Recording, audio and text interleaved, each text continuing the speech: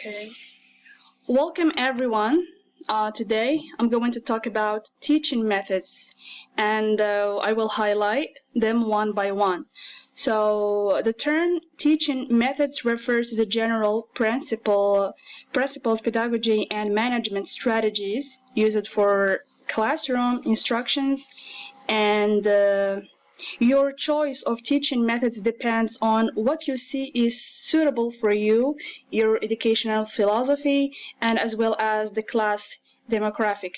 So because of short of time, I'll try to summarize the methods and present them in a brief way. So these are the methods that I'm gonna be highlighting. So we have grammar translation, direct, audiolingual method, community language teaching, silent way, Suggestopedia, total physical response, and natural approach.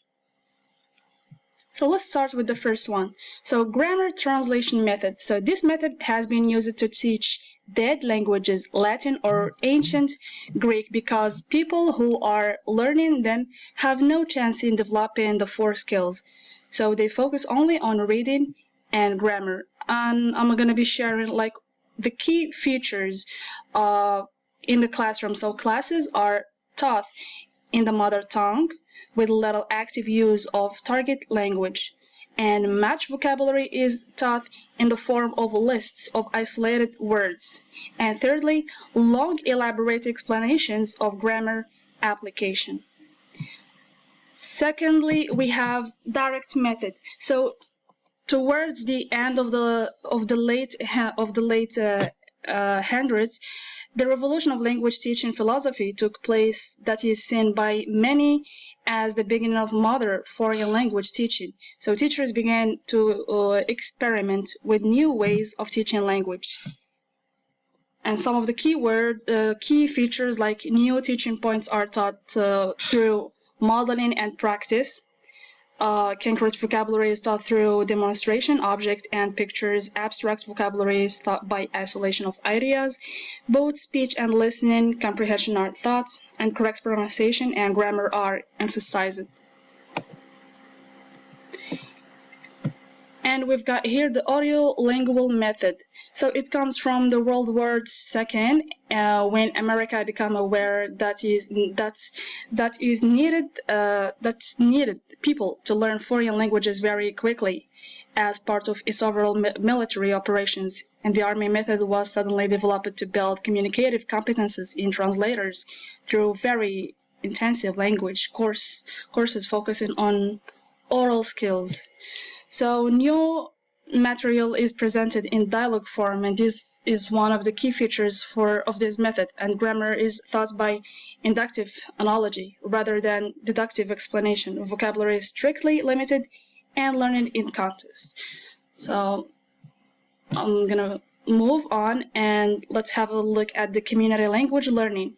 So in the early 70s, Charles Curran developed a new educational model called counseling learning. Darwin or Carl Rogers viewed that learners were to be considered not as a class, but as a group.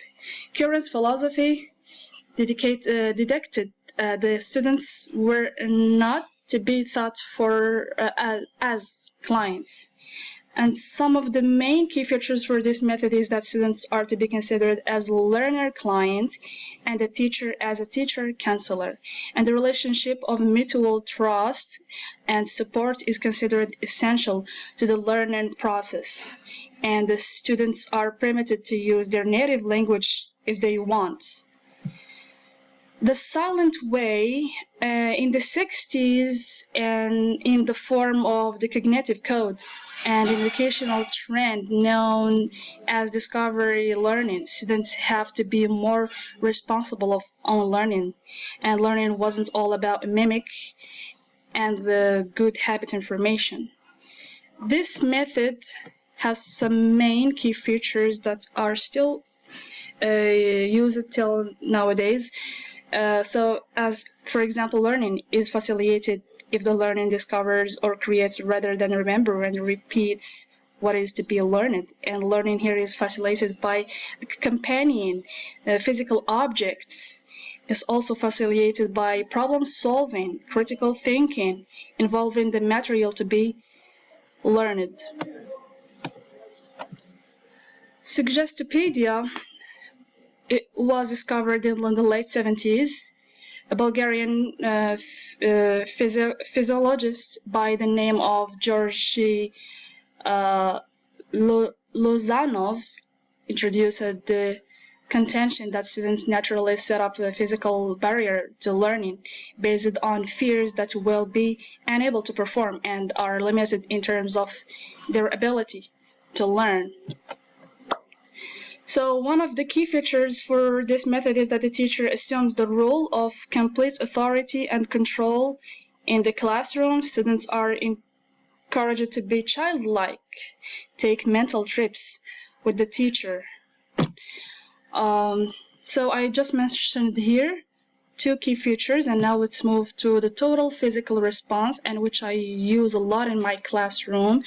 So already in the late 1980s, a French teacher of Latin developed a method of language teaching that capitalized on the way children naturally learn their first language through the transformation of perception into conception, and then the expression of those conceptions using language.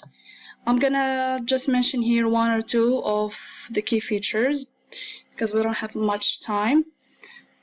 So the teacher directs and students act in response. Listening and physical response skills are emphasized over oral production. And finally, natural method. So Stephen Krashen and Tracy Terrell developed the natural approach in the early 80s, shared a lot in common with Asher's total physical response method in terms of advocating the need for a silent phase and waiting for the spoken production to emerge.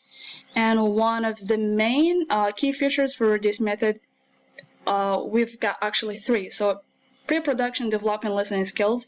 Early production students struggle with the language, and extending production promoting fluency through a variety of more challenging activities. And now let's move to Quizlet Live. So can you see the code? No. Not yet.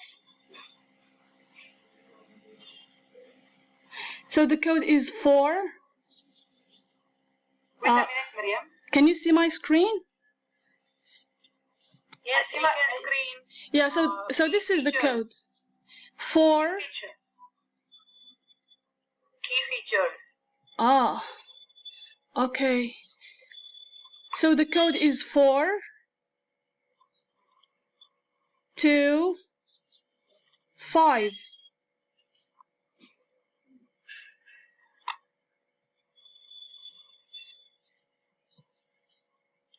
So I'm gonna write it here. 4 to 5. Yes, it's 4 to 5. 4 to 5, 8.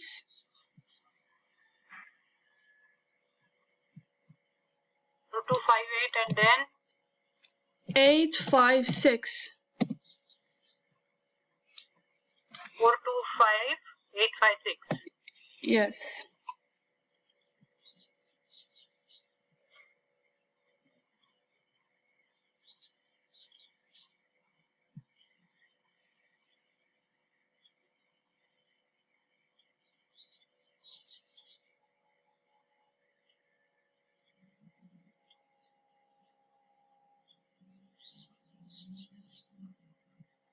So did you get the code?